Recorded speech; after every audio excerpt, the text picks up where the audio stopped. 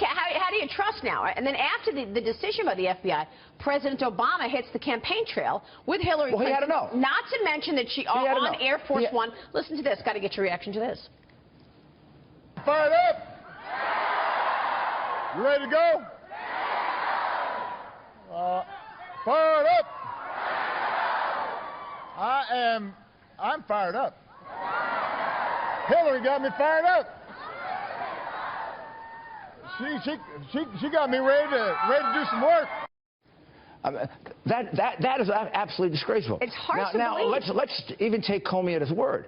Comey found she was an extremely careless, almost serial, extremely careless Secretary of State who put national security information at risk, including his statement that she brought it with her to foreign countries. It could have been taken by our enemies.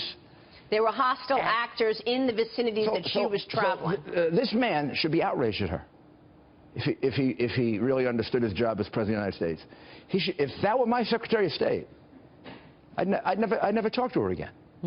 If she exposed national security information, thousands and thousands of pieces of national security information, the way she did, I would never talk to her again. Is there anything that comes out of the Foundation investigation, or are we done? Now that we've heard from Jim Comey. No, I don't believe we're done. I believe that investigation has to go on. Somebody's got to explain how she made a call on behalf of UBS and asked the IRS to go easy on them after the Clintons got, I don't know, a couple $1 million.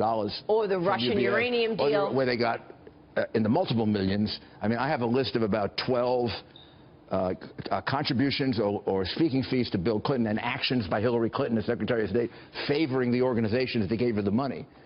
Somebody has to explain to me how that's not a conflict of interest. I don't know. Maybe he'll find a way to do that. Could the next Attorney Somebody General... also has to explain to me why you can't prove intent through the destruction of the 34,000 emails. You're going to have Judge Mukasey on and ask him about what the usual charge a judge gives a jury on destruction of evidence. And the jury is allowed to infer from the destruction of evidence consciousness of guilt. Same thing from false statements. How many false statements did he lay out yesterday? 10, 12? I mean, this is not the idea that a reasonable prosecutor wouldn't bring this case.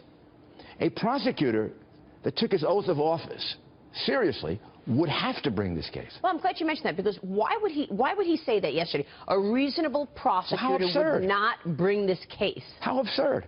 I mean, a reasonable prosecutor would be compelled to bring this case. He didn't explain that, why he would say that a reasonable prosecutor would not bring this case. The words that he used, extremely careless, equate exactly with the statute 793. Exactly.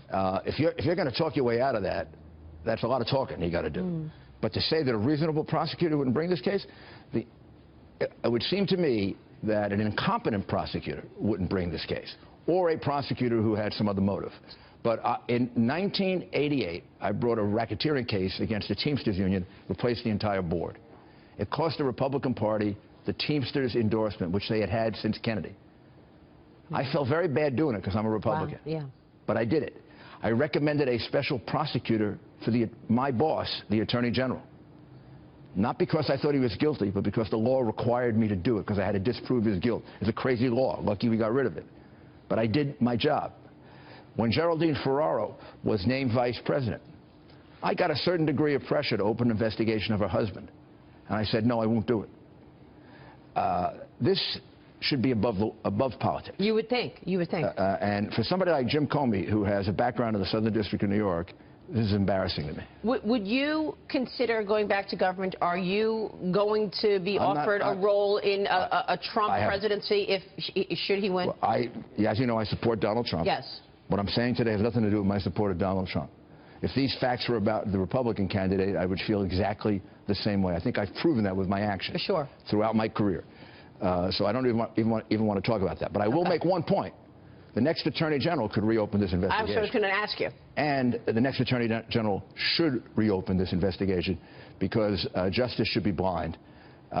Jim Comey's not above the law. He acted that way by giving his own opinion yesterday.